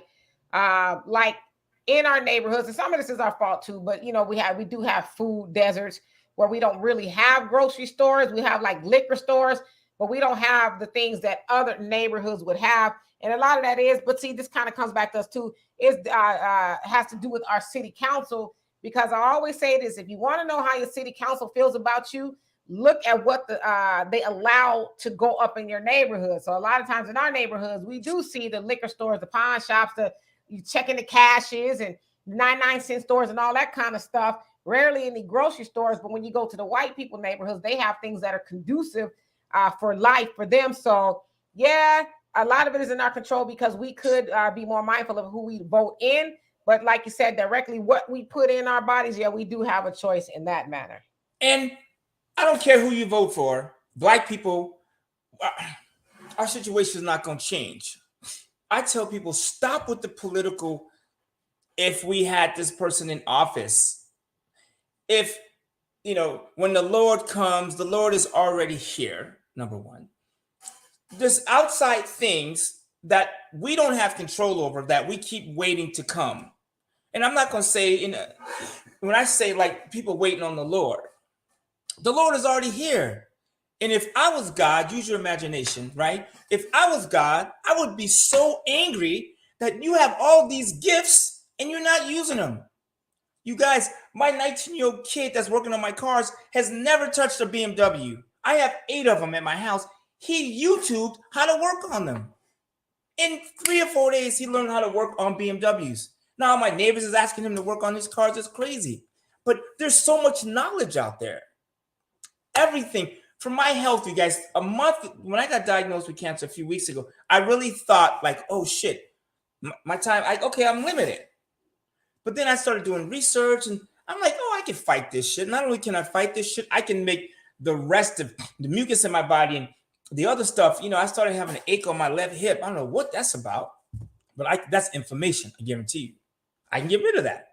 But that was all research. And the white man's not sitting at the YouTube channel when you go skip ad. The white man's not saying, oh, nigga, no, you can't watch this information. I hit skip and it comes to me. The problem is we don't do anything with it. And I'm going to go even a step further while we're stepping on toes. If you are overweight, what does white supremacy have to do with that? I go to Ray's barbecue shop. I don't see a white dude standing outside with handing out tickets. Like, we need to cut some of that shit out. Stop blaming the white man for our shit. Like I tell people all the time, I don't want to hear it. I don't want to hear your negative approach to how black people are being done bad. We're doing ourselves bad. And I know for a fact, I worked with Kanye West. I know a bunch of black people that are brilliant, making money with all the opposition in their face. So we could all do it. The problem is we need to make ourselves accountable. Like Michael Jackson said, the man in the mirror. I agree 100%. Go in the mirror today and go, yo, what can I do differently? Is it me? Or is it the dude in the mirror? Because I guarantee you could do more. It's like my neighbor, I'm looking out the window, and my neighbor, he's a cool kid. I'm gonna get with him. I said something, to my other guy that works with me, because my neighbor's parents, his parents came and said, hey, Walter, can you work with our son? Can you mentor him? And whoop-de-whoop-de-whoop. And I was like, damn, I'm the Pied Piper over here. I got like 8 kids working at my house. So I said, I'll work with him. I said, he needs to get his ass moving. I see him on a skateboard on a regular basis. I don't have time to be on a skateboard. When I was 18, I wasn't riding a skateboard. I wasn't at the park on my skateboard. I was working my black ass off. That's key number 1, is get to work. No blame game, because victims don't make moves. So you guys, some of us have good credit. Even if you have shitty credit, you can get on the phone and call 20 people and say, hey, I need $1,000. I'm going to start this business. Now, half of them going to hang up, half going to laugh, half of them going to laugh. But if you got 2 or 3 people, I'm going to tell you this right now. You can get on the phone right now and call everybody in your phone book. Here's your phone. All right. Like that. The battery life sucks. Everybody in your phone and say, hey, I'm starting a business. I need $1,000. Here's the plan. We're going to buy some cars. I'm going to put them on tour. We're going to buy a piece of real estate, or we're going to buy cars and flip them. Like, seriously, you could do that. And if they say no, delete them from your phone. Like, okay, maybe that's egregious. But like, I recently, especially since I got my diagnosis, I stopped cutting people off. You'll notice too, another thing that's saving me money is not eating out all the time. Drinking. My buddies, hey, let's go to happy hour. I'm like, no, fool. One, that costs too much money. It's fucking with my health. And I could be, instead of sitting at a bar talking about absolutely nothing for 3 hours, I could be on my game, working on my candle business, my car business, my verbal orb. I could be doing this podcast right now. One of my friends asked me to go hiking yesterday at 4:00. She's one of my good friends. But to me, I can't go hiking at 4:00. I got shit on the move. Now, there's days I will go hiking at 4, but not right now. You see what I'm saying? But the old me would have went hiking and pushed my shit to the side. Some of y'all pushing your shit to the side. Go out, get the money. And if you are taking phone calls from people that aren't your family and really close friends, like social media people, oh, you guys be commenting and hating, like stay off people's social media. Only time I go on somebody's social media is to give them a compliment. Damn, dog, congratulations. Right? Damn, girl. No, I'm my man. Like, that's a hot whip. No, I do that on Messenger. No, I'm just playing. But like, so how do you have time to hate in the comments on people's social media? Like, how do you have time to go on social media and hate on somebody else? You know what one of my favorite songs is? And I listen to it a couple of times a week, by Masego. How many of y'all heard of Masego? Young, brilliant musician, right? Yeah, the tall brother. Yes, he's on my bucket list to go see him. That is, I'm not a cool. Well, Ella's gone. He could be on the bucket list. Right. He like old ladies. He got a song called Old Age. But anyway, I digress. So he has a song called Yams. And it says, can I get to the yams? Yams is the money. He says, when I wake up, he says, I try not to start. I don't start my day online. I'm about getting to the money. I'm about being positive. That's the last thing I do is wake up and get online. Because we know most of the time when we do that, hours and hours have gone by. Like, damn, I was supposed to go to the gym 2 hours ago. Or I could have been up and, productive. And so, like, to your point, when you really evaluate the time that you spend online, you're like, I ain't make no money. I just spent time I can't get back. I had conversations with people I never met and will never meet. Tried to prove a point that it matters to nobody. And for what? So those are just things to think about. But Yams, that's the name of the song. Put it in your So Spotify. You'll love it. yeah, I'm gonna write that down. And here's something else I'm gonna say, and I'm gonna step on some toes, even some close people's toes. Listen, man, you have to start competing, being around people of your equal. Or if you're gonna spend time with people that aren't on your groove, do it, but understand what you're doing. I have some of my friends every weekend are like, "Hey man, we're going out." I'm like, "Dude, I can't do that." Like, how are you as a grown ass man? You out in a bar, strip club every night. I can see going to the bar once in a while. You gotta have fun, but damn. Or like, you're on a fucking fishing trip once a week. Like, if you're making money, you got money stacked, do that. But damn, like some of us, it ain't the white man, it's the black man, it's us. I tell you right now, and I always tell people, I put on a suit right now. I get out my Range Rover and I go get out in the whitest of neighborhoods. They're gonna be on me. They're gonna be on me. They're women especially because they love the black man. They love the black man. They do, and I'll say it in front of anybody. I don't care where you go. That's why Mexican men and white men, you hear them say, "Oh, they better not be with no brother," because they know it's a rap. Even one of my best friends said, he says, once you go black, you never go back. And he said this in a meeting with like 400 people in it. I was like, man, you're losing your mind. You might be right, but you don't have to say it like that. But like, we have so much energy to the point that people emulate us. One of my best friends is a white dude. I call him Steady B. And he's like swagged out. He's a tall white dude. If we show up to a rally, a Klan rally, he can be the leader. But he's swagged out. But the point I'm making is our culture is so strong. Some of my best friends, I had to check one of my friends the other day. She used the N-word. She goes, "Oh, my nigga." I was like, whoa, whoa, whoa. Come on now. Do I need to come talk to her? Uh-huh. Do I need to come talk to her? No, I checked her. I was like, okay. But that's what I'm saying. They want to emulate us so bad. You can't even watch a NASCAR race. Even you go to the NASCAR race, you hear hip hop in the parking lot, or even badonk donk donk. That's hip hop. You know what I'm saying? Or and who's the brother now? Kane Brown. You know what I'm saying? There's, and to your point, you brought up the Kardashians earlier. They have became billionaires off of Black culture. Case in point, when Kanye and Kim got together, Kim had no fashion sense at all. And then Kanye, he talks about, he says, "I gave them the culture. I made them hot." And do y'all know that Kim Kardashian went from not being invited to the Met Gala? You guys probably seen all about that. Rich people and stars get up and dress ridiculous. But she went from never being invited to the Met Gala to being invited. The last time she went a couple of days ago, she actually wore Marilyn Monroe's dress that she's saying "Happy Birthday, Mr. President" to JFK. And it sits in the Smithsonian in a room that's room temperature controlled in the dark so that it doesn't get messed up. But they allowed her to wear it for like 2-3 minutes so she can stand at the steps of the gala, the Met Gala, in that dress. No one's ever worn since Marilyn Monroe. So the point that I'm making is, yes, Black culture makes everybody else money. And unfortunately, we give it away. We don't really appreciate what we have. And you have all these culture vultures. I don't care what you say. The culture Kardashians are culture vultures.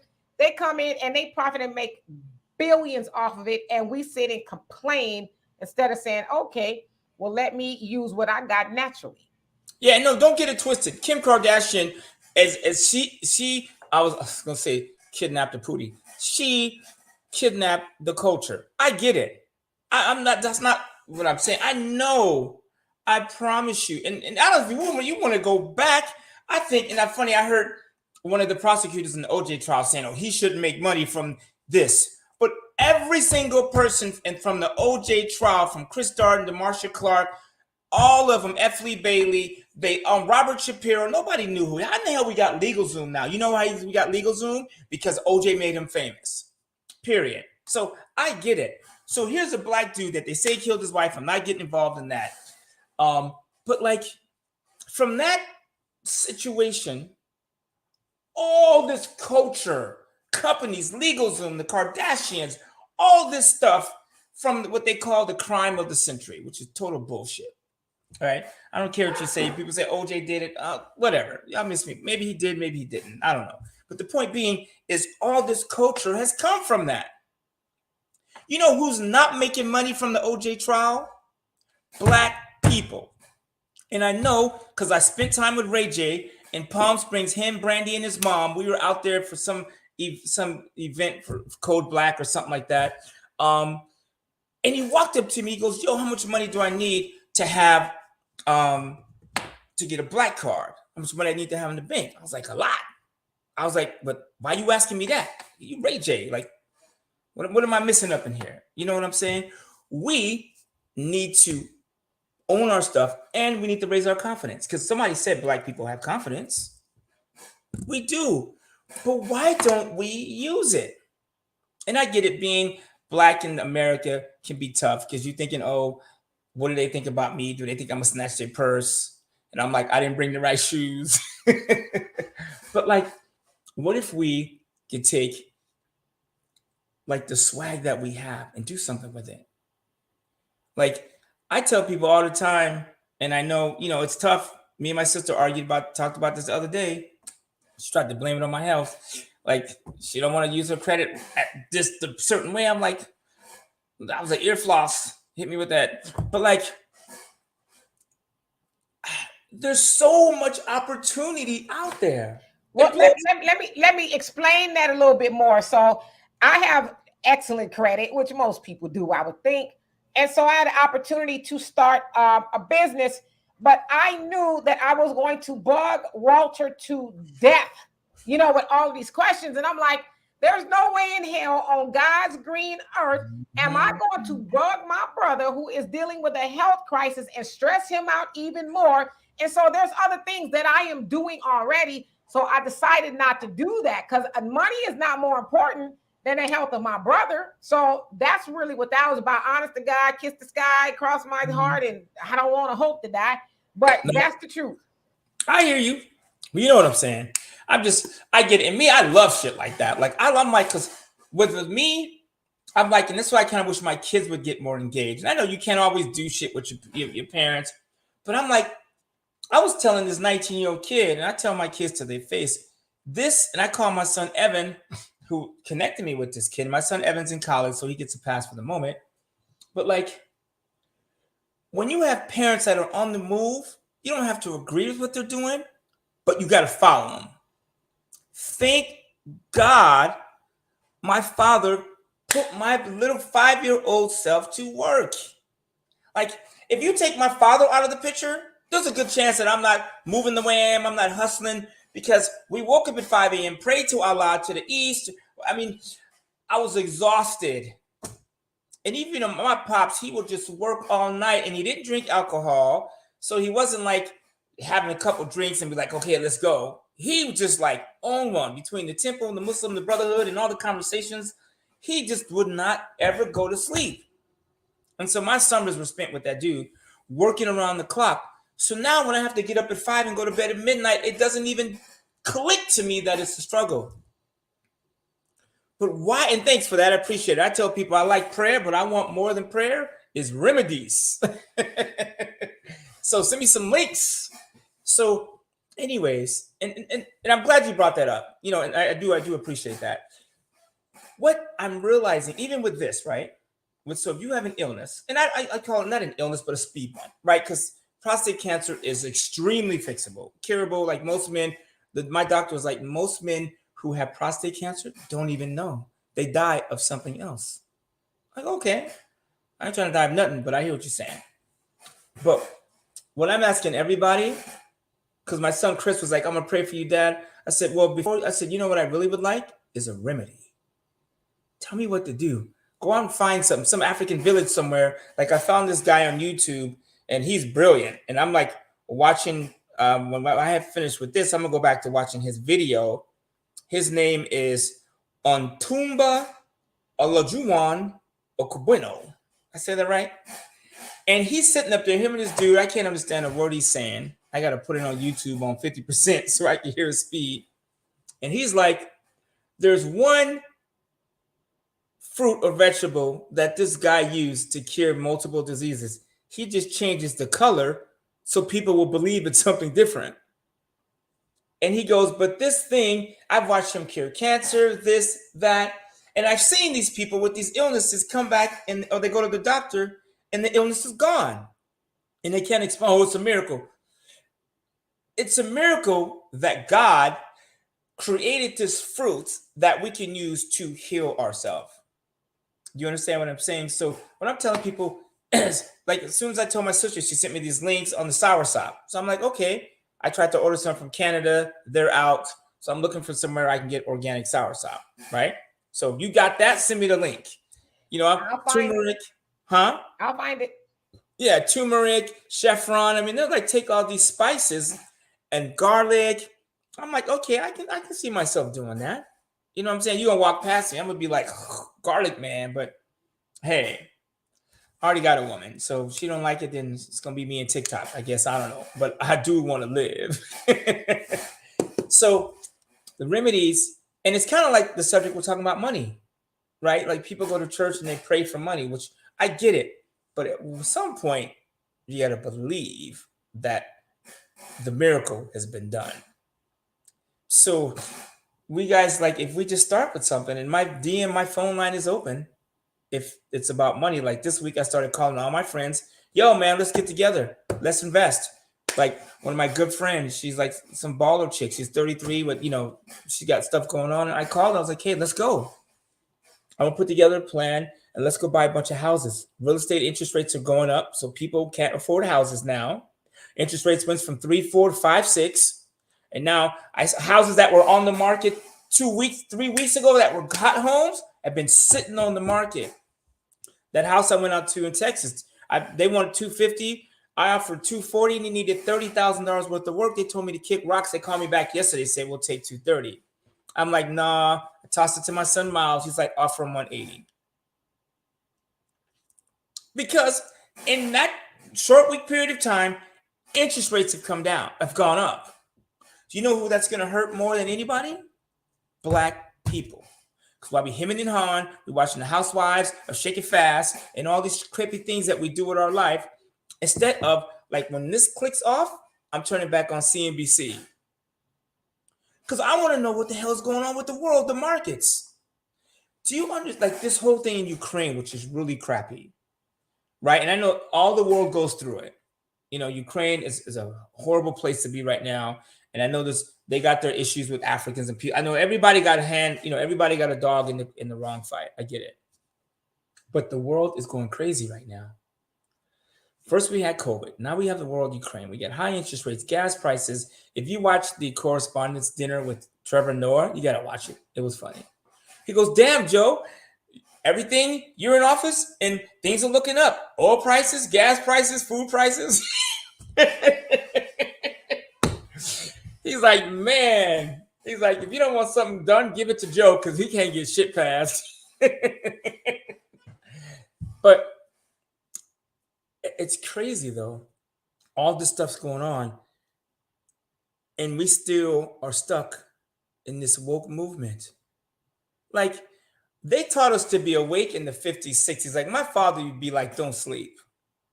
This new woke shit, that's not woke shit. Taking Aunt Jemima off the box ain't woke. She's gone. So now when my cabinet, I don't see a black woman anymore. I see a woman that's no longer there. You guys, that should be a sign. If you really think Black Lives Matters is working for black people, good luck with that. Like, seriously, guys, come on, wake up now. You know, Black Lives, BLM should be a bank. Black Lives Money. Open a bank and let us move the money. Like the Freedom Bank, what they tried to do and all that other stuff. Right? Who was the brother that ran the bank? The powerful dude. The world leader. I can't remember his name. Frederick Douglass or somebody that ran Freedom Bank for a while. Anyways, these are the things we need to be doing. Focusing on the money. Go out, borrow some money, put it to work. You can go to, I'm going to tell you, go to Synchrony Bank. Synchrony Bank, unless you let somebody borrow your credit card and you had some issues in the past, that ain't going to work for you. But for those of you who have not co-signed for no bullshit, no, it's not bull. You know what I'm saying? We make mistakes, whatever.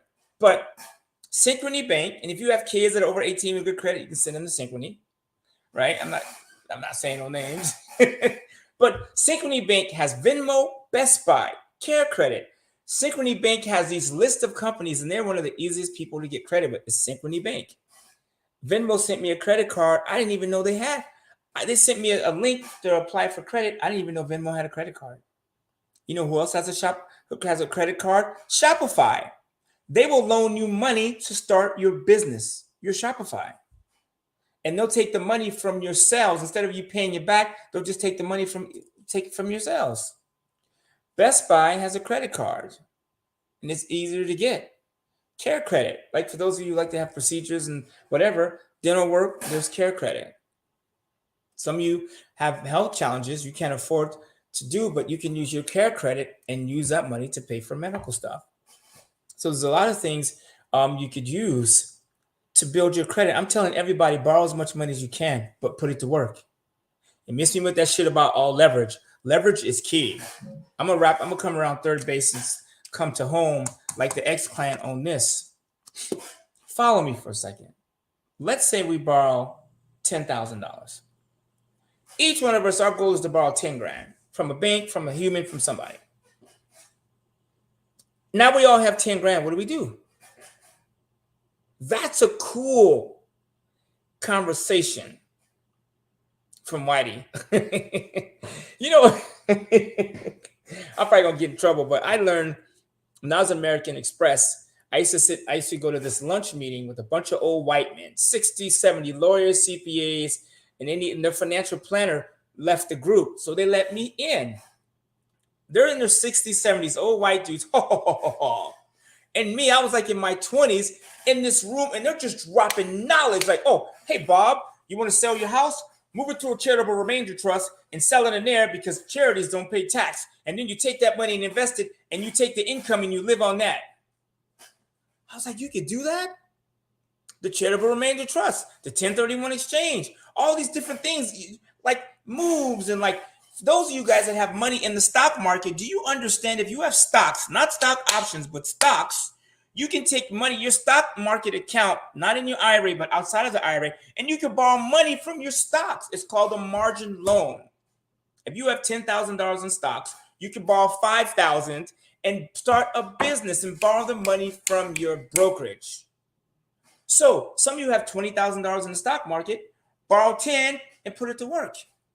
Now we're all on this podcast. We should do one of those and call it the 10 grand group. Or those who that got close.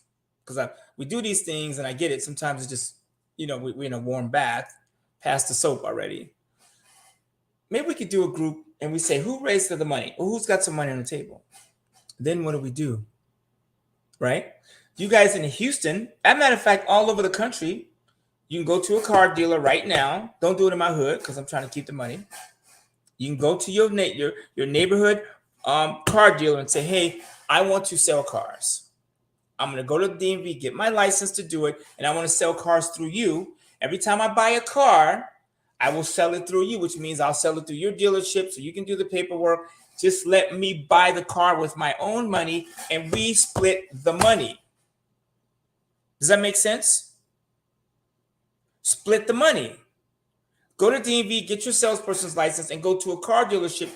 So what that does is you buy, you go, so with your deal, like with my dealer's license, I go into the auctions and I buy a bunch of cars.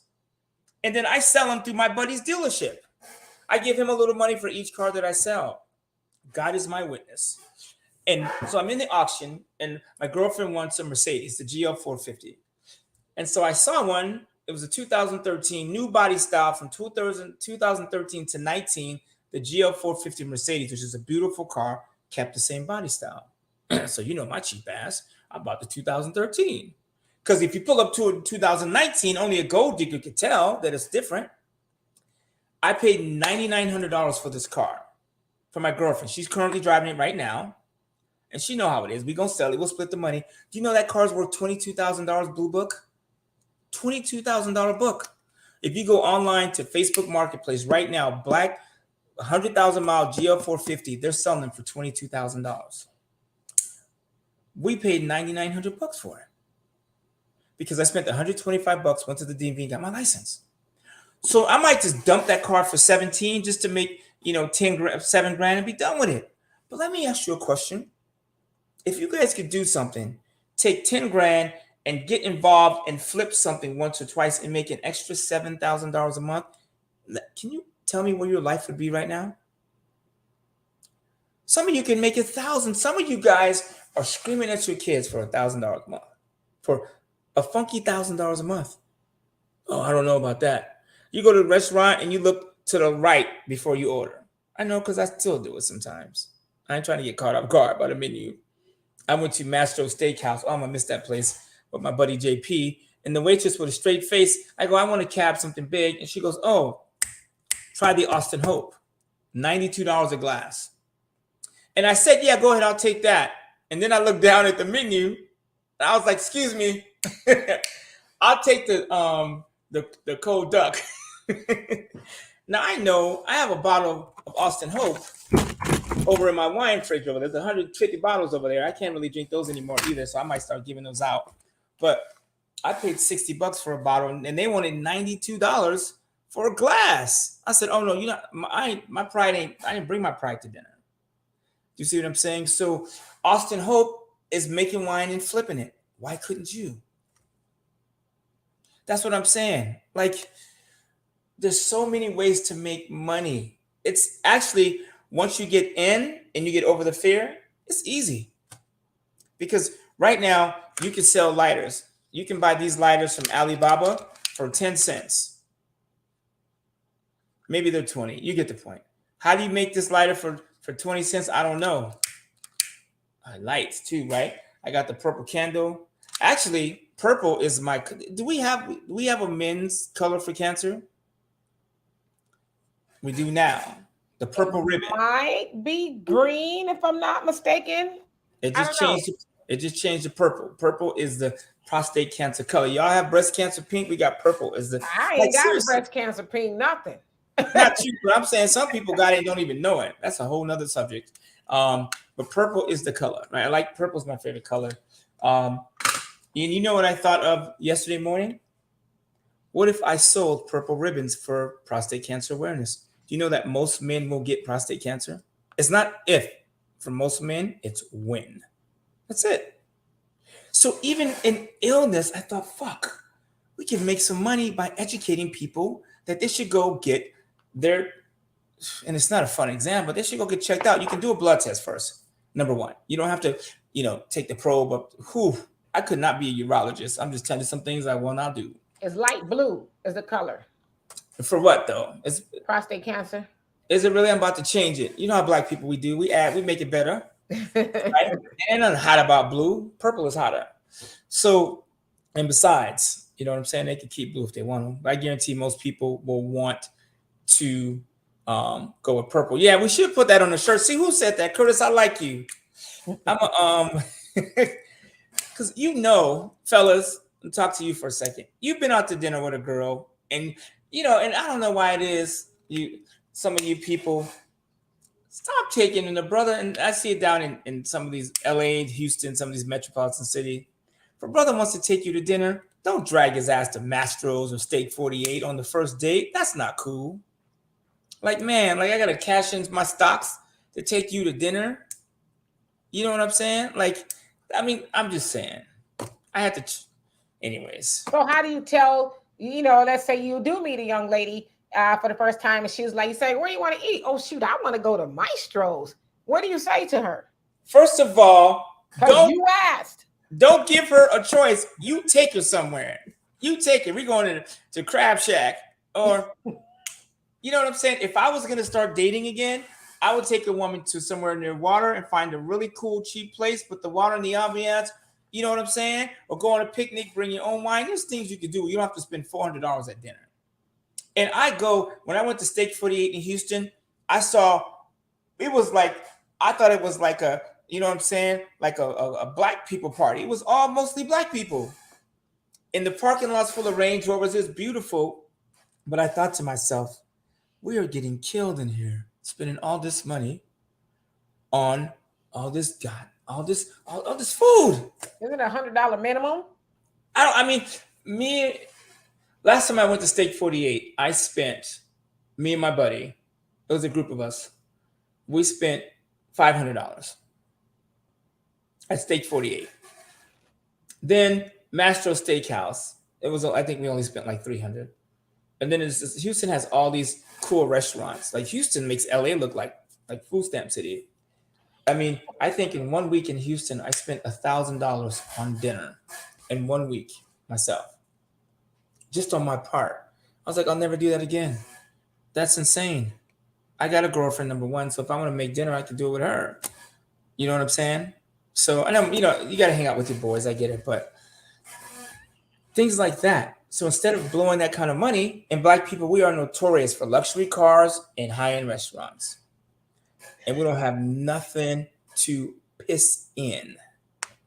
You know what I'm saying? Man, we should stroll the moonlight. Like seriously, with a bottle of wine, man, you can get a nice bottle of wine for like $8. It looks all pretty. You know what I'm saying? It don't cost nothing to walk outside. And I think women would actually like a moonlight stroll with a brother. Why do I hear we should cherish the love we Yeah. have? Yeah. I have a little. Suddenly, life has. I have a little boom box. I mean, like shit. I'll make it. I mean, shit. I mean, I'm just saying.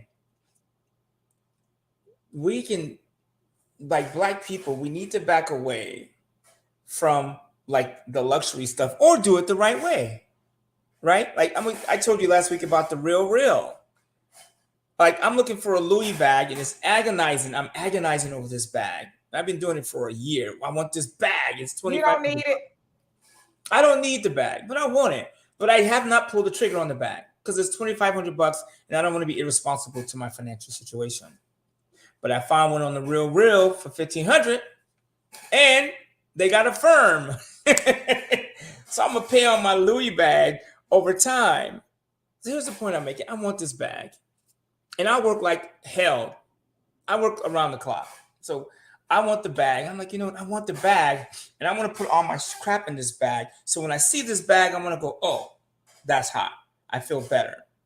So if you're gonna do luxury, do it a cheaper way, and you should agonize over it first, right? D, we've been to the Louis store. Most of the time, we don't buy nothing. In fact, we ever bought anything? I never buy nothing out the Louis store. I think we getting my money. We went to the Louis store. I think I bought a wallet, that bag, and I bought a tie. I still have the tie. It's in lock and key. I have it like on your steam bath. But the other thing too, if you're gonna buy nice stuff, buy it and keep it. Because I heard Kevin O'Leary say his mom bought a Chanel jacket for $5,000, and she kept it her whole life. And she would always see her in that jacket. So instead of spending $200 on a jacket every 3-6 months, she bought one Chanel jacket and she wore it her whole life. So you could do stuff like that. So you can look good. Like I bought these pair of Prada shoes that were $600, and I was like, oh, hell to the no. But the guy goes to me, Walter, these shoes will last you for the rest of your life. So how much money do you spend at Kenneth Cole? I said about $80. He goes, how often? I said about every quarter. I'm roughly, he goes, so you're spending $200-$300 a year on just dress shoes. What if you spent $600 and you kept the shoes for the rest of your life? That was 3-4 years ago. I bought those pair of Prada black shoes. I have never bought another pair of dress shoes. I have a pair of black Pradas, and I bought some Ferragamo, some brown ones at Saks at a discount outlet for $250. 4 years ago, I have not bought another pair of shoes. So even I have these hot ass shoes, and I spend less on shoes than most people. But I had to get in that mindset as I want to look good, but I want to do it and make it permanent.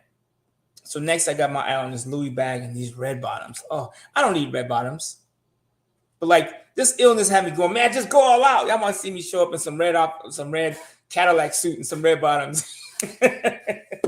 No, I'm not going to do that. But I do want the bloody shoes so fools can see me coming and see me going. He actually has a pretty good documentary on that. Christian Louboutin. It's a really interesting guy. I actually like his story. That's on Netflix. It was anyway. So anyway, we are about to get out of here. What you got to say in closing? Huh? Yeah, Yeah. I'm gonna watch that special. Maybe he can talk me out of it. So Well, yeah, one thing I anyways. really like that he says is he says people ask him, and this is about the red bottoms, and people ask him to make a like a payless version of the shoe, and he was like, He says, I don't make nothing cheap. He says, if you want these shoes, you figure out a way to afford them. He said, these shoes are not for people who want to shop at Payless. He said they're for people who know what they want. And he says, I'm not going to cheapen my brand because that cheapens me. And one thing I really like that he said, and I took some away from it, he says, every day when I wake up, I kiss myself. I go, mwah, mwah. He says, yeah, so, he's part of the LGBT community, but he's like, mwah, mwah. I love myself. And I was like, So I tried it once. I was like, yeah, that feels pretty dope. So I'm going to try to do that every once in a while. Yeah, maybe I can let TikTok go. Yeah, no doubt. That's a hot song called but no, I get it. And you know what, you guys, I will say this. Gay men are some of the most organized, self-loving men on the planet. I have a lot of gay friends. And we cut it off at a certain point in the relationship. But man, I have 2 gay friends, and these guys were like, this shit is together, man. You don't go shopping with these dudes unless you correct. So anyways, y'all, it's been cool. Just go in your cabinet. If it's got added sugar or sugar, toss it, because it's not calories that kill you. It's sugar. No one has ever died from caloric intake. They die from sugar, and they put sugar and stuff to keep people coming. And poor people, they tend to be the ones they eat this type of stuff. So I would say, go clean out your closet. Today I'm going to Whole Foods and to the Mediterranean market with Akbar and my homies over there. And I'm gonna get some watercress and some turmeric and all the stuff that's on the list. And another guy you guys can watch is Ralph Smart on YouTube. He's a brother. Yeah. Slow motion. Yeah. And he says, smell that beautiful prana. Yeah. I know. I've been following Ralph Smart for years. He's got his stuff together. That brother, he looked like he's 12. Yeah. So he has some really good tips. So yeah, like start cleaning. Like, first of all, if you throw this stuff away, you're gonna work. Your body's gonna function better. Because one thing I noticed in foreign countries is they don't do preservatives. So you ever go to like Europe or Africa, you're in South America, they're more upbeat. They have more energy. It's 2 a.m. They're still doing the jig and the salsa. They're not throwing preservatives in their body. And last thing I'll say is, if those of you guys are going to continue to eat beef, and I might eat some once in a while just for the taste of it, but I know like it's got to go, and I've already cut out most meat. I literally, last night I had a little piece of steak just to taste it, and I was like, oh man, it's so good. And that's then almost saying I had a little piece of crack. I didn't have much. I just had a little bit. Well, red meat is not crack, but it's up there, but it's close. So the point I'm making is like, and I still, at least I am getting rid of it, but I wanted to taste it. But do you realize Argentine beef is red all the way through? American beef has fat throughout it. That goes straight to your liver. One thing they said is American cows are fed with corn, which is a subsidy, by the way, which is a whole nother subject. Argentinian cows are fed with grass. That's why there's no fat in the meat. So if you're going to eat meats, you eat grass-fed meat. I mean, meat is leaving my diet, but I love a steak. My sister tell you, steak and butter now is almond butter, and I'm probably going to eat steak next to never. So yeah, but no, man, I love the I loved Northern Cali. Matter of fact, I'll give you my number now. It's 951-743-6226. I love going up to Monterey, Napa Valley, all that stuff is Northern Cali. And my son's up at college there. So, say the word, hit me up. I'll come out there. It ain't nothing but a flight. That's what's up, folks.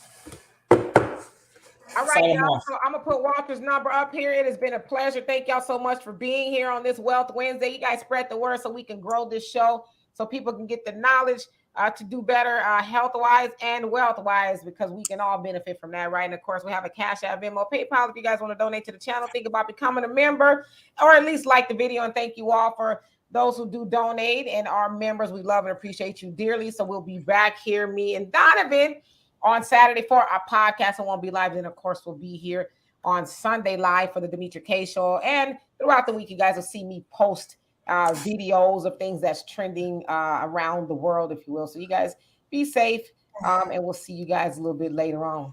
Peace. Power to the people.